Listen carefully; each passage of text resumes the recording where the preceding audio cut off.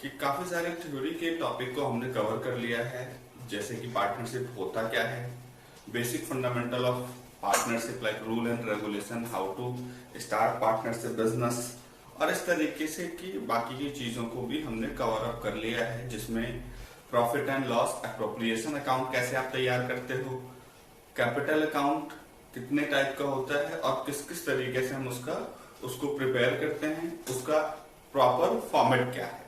तो इन चीजों को अब हमने खत्म कर लिया है। कुछ टॉपिक अभी हमारे पास बचे हुए हैं like guarantee of a partner and past adjustments, हम उनको भी करेंगे प्रॉपर वे में। अब हमारी रिस्पॉन्सिबिलिटी ये है कि अब हम स्टार्ट करें कुछ बेसिक क्वेश्चंस को, जिससे कि हमें ये समझ में आएगा कि अब तक जो हमने क्वेश्चंस या उनके रूल एंड रेगुलेशंस को पढ़ा है, क्या वो हमें समझ में आ गया। तो इनको जानने के लिए अब हम एक्सरसाइज के क्वेश्चन पे चलते हैं और उन एक्सरसाइज के क्वेश्चन को करने की कोशिश करते हैं। कुछ मैं आपके बुक के क्वेश्चंस को करवाऊंगा और कुछ क्वेश्चन आपको खुद करना है। जहां आपको प्रॉब्लम होगा वहां आप मुझे लिखें, मैं उसको सॉल्व करवाने की पूरी कोशिश करूंगा। तो आइए शुरू करते हैं, इन क्वेश्चनों को देखते हैं विद क्वेश्चन एंड सॉल्यूशन। आइए शुरू करते हैं। तो क्वेश्चन में सबसे फर्स्ट टॉपिक हमारे पास है in the absence of partnership deed.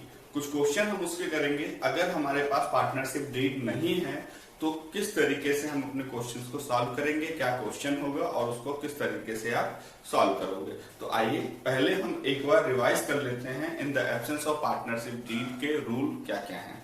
हमने जो रूल पढ़ा था, सबसे पहले फर्स्ट रूल था profit and loss distribute equally. Profit and loss distribute equally, salary not allowed to the partners. Partner को कोई भी आप रेमुनेशंस नहीं दोगे, लाइक सैलरी नहीं पे करना, कमीशन पे नहीं करना, ये सब हमें ध्यान रखना है। But only in the absence of partnership deed. Interest on capital also not allowed, interest on drawings not charge, any decision taken by majority. अगर आपको कोई डिसीजन लेना है तो मेजोरिटी में आप लोगे। Interest on loan 6% per annum allowed. जो इंटरेस्ट ऑन लोन होगा जो आपको पार्टनर ने दिया हुआ है आपके फॉर्म को, उस पे 6% पर एनम आपको इंटरेस्ट पे करना है in the absence of partnership deed. In the case of new partners admission, जब भी आप किसी नए पार्टनर को अपनी कंपनी में एडमिट करते हो, need to approval by all the partners. ये जरूरी है कि आप सभी पार्टनर्स का अप्रूवल ले, यहाँ पे मेजोरिटी नहीं चलना। इन द केस ऑफ, ये केवल सिंगल ऐसा टर्म है जहां पे हमें ध्यान रखना है कि हमें मेजोरिटी से हमारा कोई मतलब नहीं है। सभी पार्टनर को इसमें अगर एग्री है तो कोई पर्सन एंटर करेगा कंपनी में, अगर उनमें से कोई भी एक पार्टनर एग्री नहीं है तो वो एंटर नहीं कर सकता। रूल क्या है? In the case of new partners admission, need to approval by all the partners। तो आइए अब हम अपने बुक के फर्स्ट क्वेश्चन से स्टार्ट करते हैं और उसको अच्छे से करने की कोशिश करते हैं। आप अपने बुक में इन क्वेश्चनों को देख सकते हैं, आपको बहुत आसानी से मिल जाएगा। और मैं ये कोशिश भी करूंगा कि सीबीएसई और एनसीईआरटी दोनों के सिलेबस को हम एक साथ कवर करने की कोशिश करें। तो कुछ क्वेश्चन आपको ऐसे भी मिलेंगे जो आपको ये लगेगा कि ये मेरे बुक में नहीं है, कोई बात नहीं, वो आपके लिए एक्स्ट्रा है, आप उसको भी कीजिए क्योंकि आप 12th में हैं। जितना ज्यादा मटेरियल आप पढ़ेंगे उतना आपके लिए अच्छा होगा, आपका रिवीजन होगा और कहीं कोई प्रॉब्लम नहीं आनी है। तो आइए शुरू करते हैं हम फर्स्ट क्वेश्चन से। तो आइए शुरू करते हैं हम अपने फर्स्ट क्वेश्चन को। अपने बुक में से आप अच्छे से पढ़ें, स्क्रीन पे भी आपको दिखाया जाएगा क्वेश्चन, तो अच्छे से समझने की कोशिश करें। फर्स्ट क्वेश्चन है in the absence of partnership deed what are the accounting treatment of. ध्यान से समझिए, in the absence of partnership deed, जब आपके पास पार्टनरशिप डीड नहीं गिवन हो, then what are the accounting treatment of. तो उस टाइम पे हमें अकाउंटिंग ट्रीटमेंट क्या करना है इन टर्म के साथ। टर्म क्या क्या है? Salary of a partner, next है interest on partners capital, next है interest on partners loan, division of profit and interest on partners drawing. तो हमने जो इन द एब्सेंस के रूल पढ़े हैं उनमें ये सब कुछ कवर होता है, जो भी हमारे पास रूल है। तो क्या आप इसको किस तरीके से सॉल्व करोगे? पहले आप वीडियो को पॉज करो, खुद सॉल्व करो और उसके बाद हमारे आंसर से मैच करने की कोशिश करो। तो फर्स्ट हमारे पास क्वेश्चन क्या था? Salary of a partner. Partner को सैलरी क्या देना है? अभी आपको बताया था मैंने, किसी भी तरीके का कोई भी रेम्युनरेशन, चाहे वो सैलरी हो, कमीशन हो, पार्टनर को अलाउड नहीं होता। तो salary of a partner not allowed. Interest on partners capital also not allowed. Interest on partners loan, it's allowed, but only 6% per annum. Interest on partners loan 6% per annum should be allowed. And division of profit, if you don't have partnership agreement, then profits should be distributed equally, not capital ratio, not profit sharing ratio, it's equal. And the last is interest on partners drawing. Interest on partners drawings also not charge. तो ये था आपका first question. अब हम देखते हैं question number second को। आइए शुरू करते हैं। Following difference have arise among P, Q and R. Following differences have arisen among P, Q and R. State who is correct in each cases. आपको ये बताना है कि इनमें से कौन सही है और कौन गलत है। सबसे पहले यहाँ पे हम एक छोटा सा रूल और समझने की कोशिश करते हैं। देखिए, अगर आप तीन पार्टनर हो, ए, बी, सी, बी ने फॉर्म को बिना इन्फॉर्म किए, इट मीन्स कि बाकी के दोनों पार्टनर को बिना इन्फॉर्म किए उसने फॉर्म से 50,000 रुपीज निकाले और किसी और बिजनेस में उसने इन्वेस्ट कर दिया और वहां जाकर के उसको 10,000 रुपीज का प्रॉफिट होता है। तो वो फॉर्म को कितने पैसे रिटर्न करेगा? उसको फॉर्म को 60,000 रिटर्न करने होंगे, 50 और प्लस जो उसने 10 अर्न किया है, जो 10 उसने कमाया है, और ये सभी पार्टनर्स में डिस्ट्रीब्यूट होगा, जो भी उनका रेशियो होगा। अगर पहले से प्री डिसाइडेड नहीं है देन इक्वल। और अगर लॉस हो जाए तो लॉस उसको सेपरेटली पे करना होगा। यह हमें बहुत अच्छे से ध्यान रखना है कि अगर किसी पार्टनर ने इंडिविजुअल रिस्क पे कोई भी अमाउंट फॉर्म से विड्रॉ किया, फॉर्म से उसने निकाला है और किसी और जगह पे उसने इन्वेस्ट कर दिया, या उसने कोई भी ऐसा काम किया जिसमें बाकी के पार्टनरों का कंसेंट नहीं न लिया गया था, न ही उनको पता था, कुछ भी अगर ऐसा होता है, अगर उस काम से प्रॉफिट होता है तो सभी पार्टनर में डिस्ट्रीब्यूट होगा, और अगर लॉस होता है तो वो पार्टनर सेपरेटली ही पे करेगा उस लॉस को।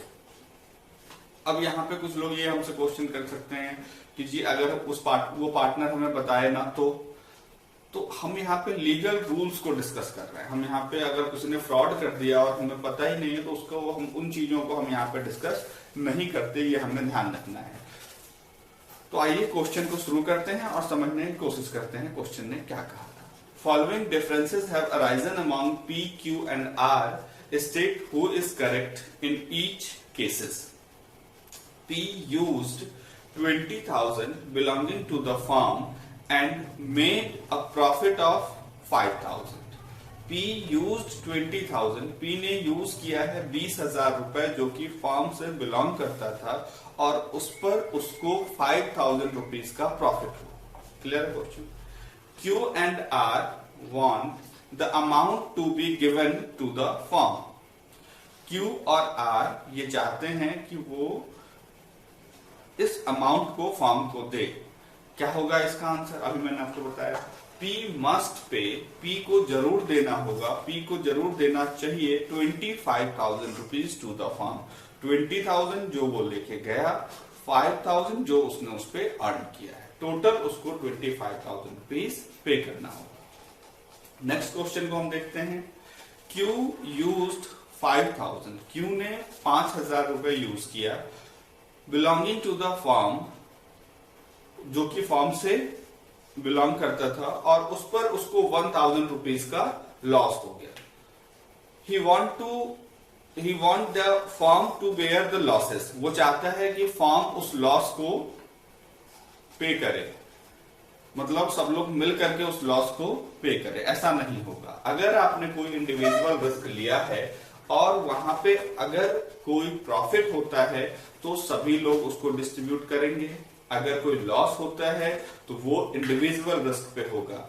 Q must pay 5,000 rupees to the firm, जितना वो लेके गया था उतना उसको फर्म को वापस करना होगा। नेक्स्ट है P and Q want to purchase goods. P and Q want to purchase goods from A Limited. ये A Limited से सामान खरीदना चाहते हैं। R does not agree. R agree नहीं करता। But P and Q want, दो लोग चाहते हैं खरीदना, एक मना कर रहा है, तो मेजोरिटी है आपके पास, आप परचेज कर सकते हो। तो क्या होगा, गुड्स में बॉट फ्रॉम A Limited, आप गुड्स को खरीद सकते हो A Limited से, because you have proper majority. Now next question, Q and R want to admit C. Q and R want to admit C as partner. P does not agree. But P agree नहीं करता। क्या rule था partners को admit करने के लिए? In the case of new partners admission, need to approval by all the partners. सभी partner का कंसेंट बहुत जरूरी है। तो यहाँ पे P does not agree, then क्या होगा, C cannot be admitted. C को आप फॉर्म में एडमिट नहीं कर सकते, ये आपको ध्यान रखना है। चलिए एक और क्वेश्चन को हम देखते हैं, उसके बाद के जो क्वेश्चंस हैं वो आपको खुद ट्राई करना है। अगर किसी क्वेश्चन में कोई प्रॉब्लम आता है हम उसको फिर डिस्कस करेंगे।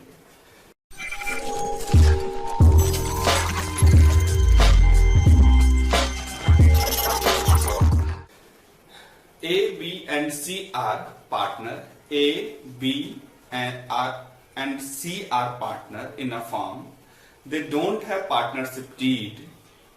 At the end of the first year of the commencement of the firm, they face the following problems.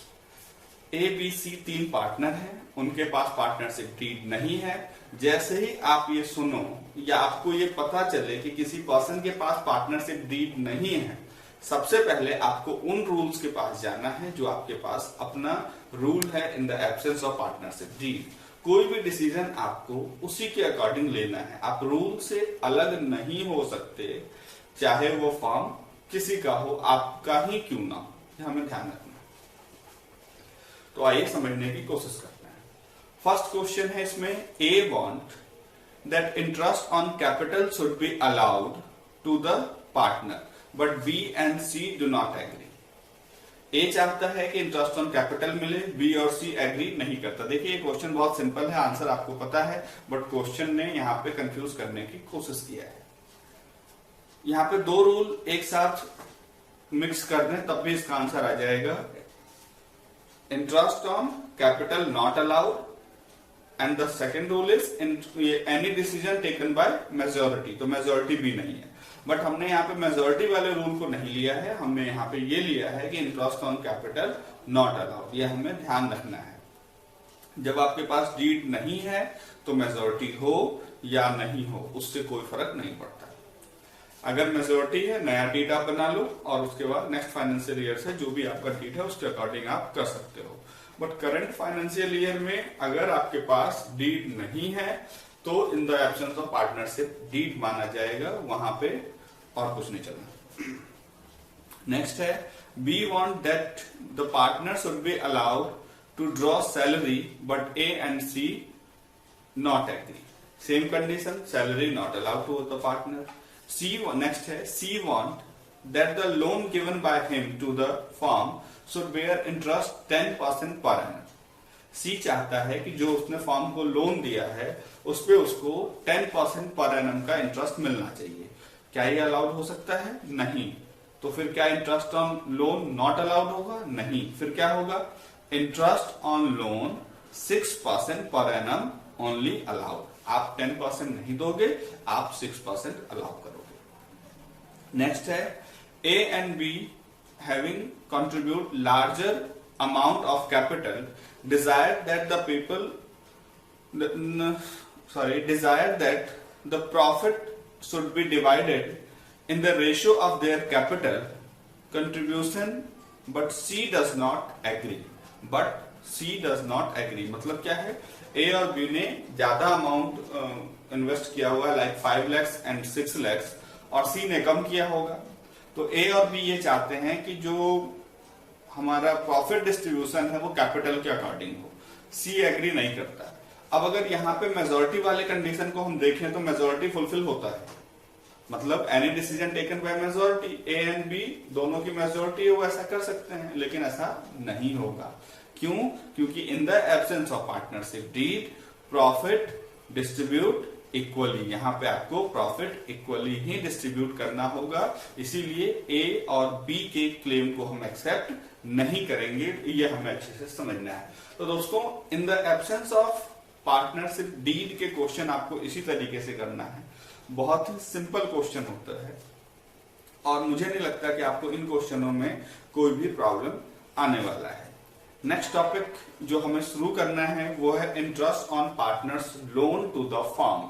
Interest on partners loan to the firm, किस तरीके से हम इसके इंटरेस्ट को कैलकुलेट करते हैं। तो नेक्स्ट वीडियो में हम इस टॉपिक को देखेंगे और इसके कुछ क्वेश्चंस को करेंगे, और उसके बाद आपका सबसे इंपॉर्टेंट टॉपिक स्टार्ट हो जाएगा, profit and loss appropriation account. Important मैं इसलिए कह रहा हूं क्योंकि ये हार्ड है ऐसा कुछ नहीं है।